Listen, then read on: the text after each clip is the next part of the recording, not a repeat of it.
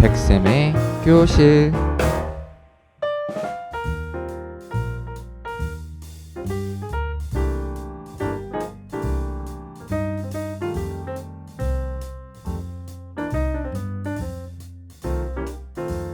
여러분 안녕하세요.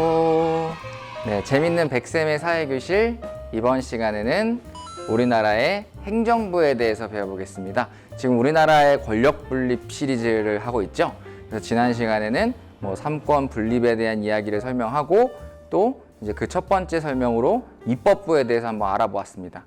이번에는 그 두 번째라고 할 수 있는 행정부를 알아볼 거예요. 자, 여기 보시면 이제 행정부를 대표하는 사람, 우리나라에서 행정부를 대표하는 사람이 대통령이거든요.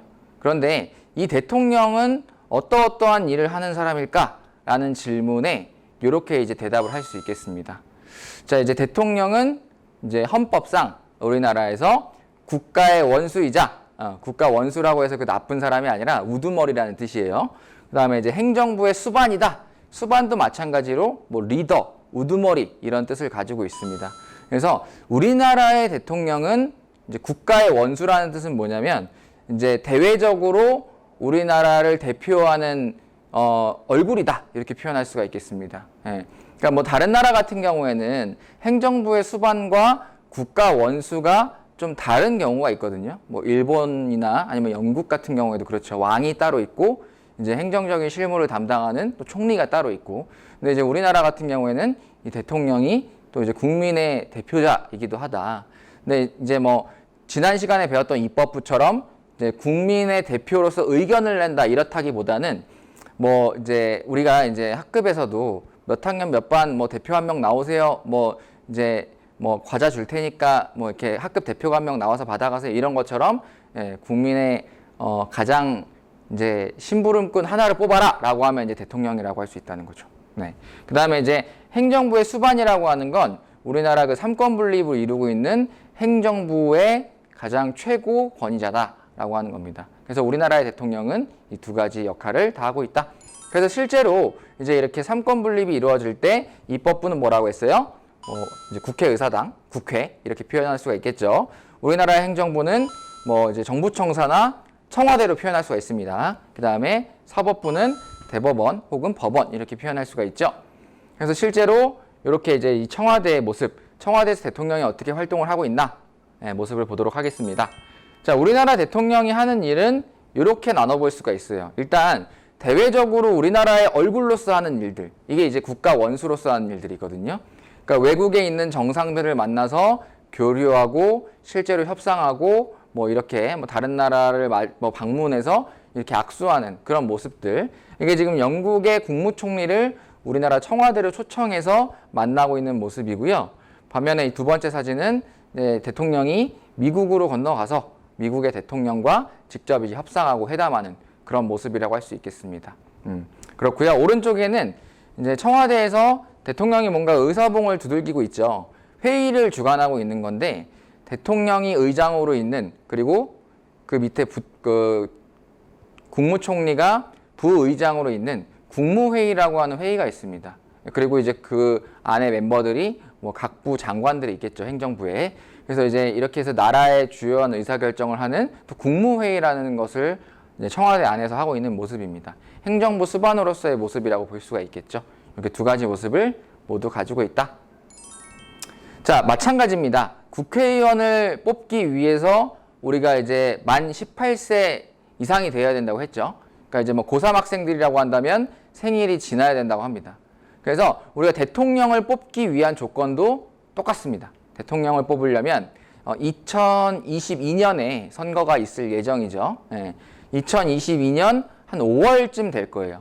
그때쯤 선거날을 기준으로 생일이 지났느냐 지나지 않았느냐, 고3 학생들 중에 그렇게 해서 투표권을 가진다 안 가진다, 이렇게 나눠볼 수가 있겠습니다. 자, 그리고 이제 2017년에 이제 제19대 대통령인 문재인 대통령이 선출이 됐는데, 그때 당시에 이제 나왔던 후보들의 모습입니다. 경쟁자라고도 할 수 있겠죠. 기호 1번 누구, 기호 2번 누구, 기호 3번 누구, 이렇게. 기호의 숫자도 정해지는 규칙이 있는데요. 요건 이제 국회의사당에서 어떤 당이 이제 의석을 가장 많이 차지하고 있느냐. 그 이제 특정 당 출신의 의석수가 많으면 기호 숫자가 빨라지거든요. 그렇게 해서 이제 번호를 부여받는 겁니다. 그리고 실제 투표를 해봤더니 이제 득표율이 문재인 씨가 41.1%가 나와서 1등을 했다더라. 우리가 보통 이제 회장 선거 같은 거 할 때도 뭐 과반수가 넘네 안 넘네 뭐 그래서 뭐 투표를 다시 하나 안 하네 이제 학급 담임 선생님들마다 투표하는 방식이 다른데요. 과반수가 안 넘어서 다시 투표하는 나라도 있어요, 실제로. 근데 우리나라 같은 경우에는 단순 다수 대표제라고 해서 그냥 이제 과반수가 넘든 안 넘든 1등만 이제 대표자로 인정을 하는 그런 시스템을 취하고 있기 때문에 41%여도 대통령으로 당선될 수가 있던 겁니다. 이렇게 해서 이제 대통령 선거가 이루어지고 있고요. 그리고 이제 행정부를 대표하는 건물들을 한번 소개해 볼게요. 여기는 이제 대통령이 실제로 머물고요. 또 여기서 이제 주된 업무를 처리하는 청와대라고 하는 곳입니다. 서울시 종로구에 있지요. 그리고 밑에 보시면은 여기 이제 청와대가 있고요. 청와대 앞에 뭐가 있습니까? 이제 문화유적 경복궁이 있죠. 그리고 경복궁의 입구라고 할 수 있는 광화문이라고 하는 게 있는데 이 사이에 정부청사가 있어요. 서울 정부청사. 그래서 이제 우리가 초창기에는 청와대와 정부 서울청사 이렇게 해서 나눠서 이제 대통령 직속 뭐 비서실이라든지 뭐 이런 곳은 이제 청와대에서 보통 근무를 하고 각 부의 이제 행정부의 그런 장관들이나 이런 공무원분들은 정부 청사에서 근무를 했었습니다. 그런데 지금은 이제 공무원 조직도 좀 더 커지고 또 지방 분권화가 이루어지면서 뭐 과천에도 정부 청사가 있고요. 그 다음에 여기 보시면 여기 이제 세종시입니다. 세종특별자치시라고 하죠.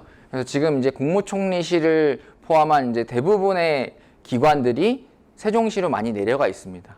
특히 이제 우리 교육을 담당하고 있는 이 교육부라고 하는 곳도 이제 세종시로 같이 내려와 있는 그런 상황입니다. 자, 행정부의 구성은 이래요. 이제 대통령 직속 기관과 또 이제 국무총리를 이제 또 위로 하는 국무총리 밑으로 여러 가지 각 부, 각 처, 각 청 이런 것들이 있습니다. 많이 들어봤을 거예요. 그래서 이제 대통령 직속 기관으로서는 대통령 비서실, 그래서 뭐 이제 대통령 뭐 비서실장, 뭐 무슨 수석 뭐 이렇게 보통 표현하죠. 대통령 비서실이 있고요. 국가안보실, 우리나라의 뭐 이제 북한 문제라든지 아니면 여러 가지 국방 문제를 다루는 국가안보실이 있고요. 대통령을 또 지켜주는 대통령 경호처 이런 것들이 있습니다. 그 다음에 이제 뭐 대통령 직속 기관으로서 국가정보원, 그다음에 감사원, 그다음에 방송통신위원회, 뭐 국가인권위원회. 국가인권위원회는 사실 대통령 직속 기관이라기보다는 헌법상 별도의 기관이라고 할 수가 있어요. 그리고 이제 국무총리를 이제 밑으로 해서 이제 국무총리 직속 기관도 뭐 국무조정실, 비서실 있고요. 그 밑에 이제 뭐 우리가 알고 있는 처, 뭐 식약처 이런 거 많이 들어봤죠. 식품의약 뭐 안전처, 그다음에 뭐 법제처, 뭐 금융위원회, 그다음에 뭐 국민신문고로 유명한 국민권익위원회 등등이 있습니다. 그래서 뭐 위원회급의 조직들도 있고요. 그다음에 흔히 볼 수 있는 부 단위의 조직들이 있어요. 여기 보시면 뭐 익숙한 이름들이 나오죠. 뭐 기획재정부, 나라의 살림을 맡아서 하는 곳, 그 다음에 이제 우리의 교육을 담당하는 곳, 교육부, 그 다음에 뭐 과학기술정보통신부, 뭐 외교부, 통일부, 뭐 법무부, 국방부 등등 있죠. 여기서 주목해봐야 될 거 하나 알려드릴게요. 근데 법무부가 있어요. 법무부.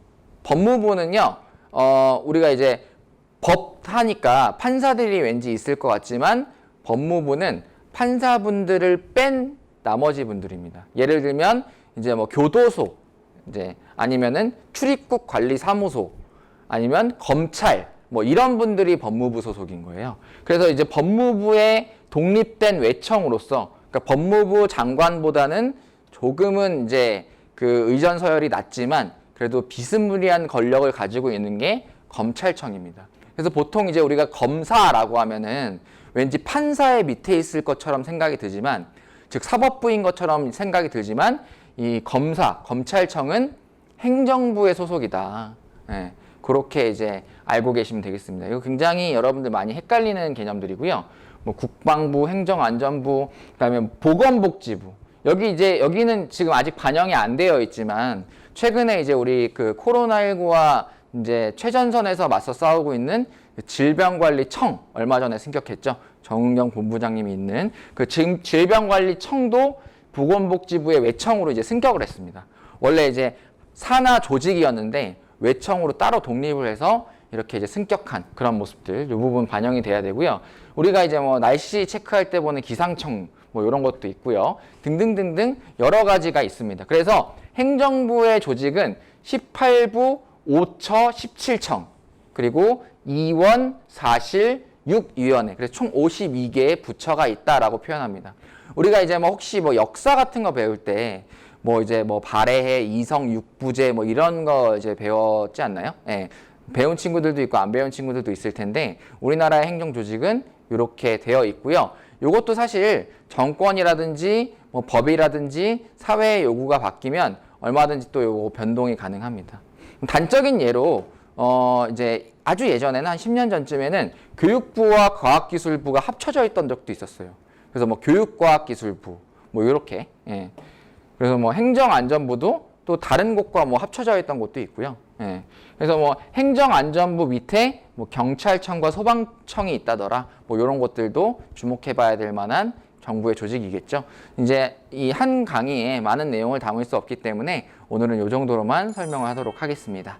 자, 마무리하면서 이제 행정부에 관련해서 이제 함께 보면 좋은 컨텐츠들을 소개하고 마칠게요. 일단 뭐 최근에 나왔던 드라마 중에 일단 이거 미국의 원작 드라마를 리메이크한 거긴 한데 60일 지정생존자라고 해서 뭐 어느 날 뭐 큰 사고가 일어나서 뭐 대통령, 뭐 국무총리, 뭐 이제 행정안전부 장관 이런 사람들이 다 죽습니다. 테러를 당해서.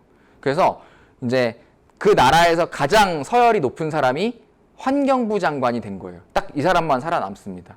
서열 61인가 뭐 그렇대요. 예. 근데 이제 이 사람이 이제 어쩔 수 없이 60일 동안 다음 대통령 선거가 있을 때까지 60일 동안 이제 임시 대통령직을 수행하면서 벌어지는 이야기들을 다룬 그런 드라마고요. 그 다음에 이제 뭐 요건 이제 최근에 개봉한 영화죠. 강철비 2.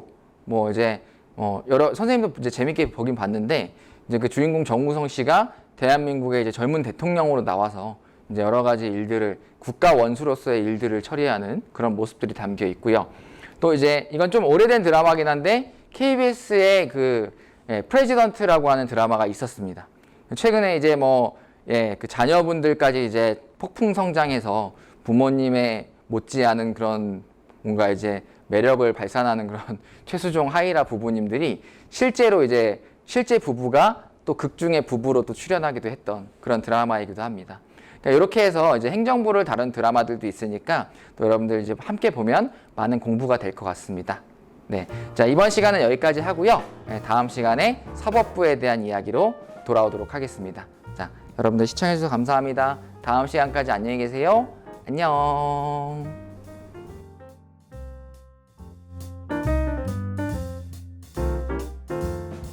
백쌤의 교실.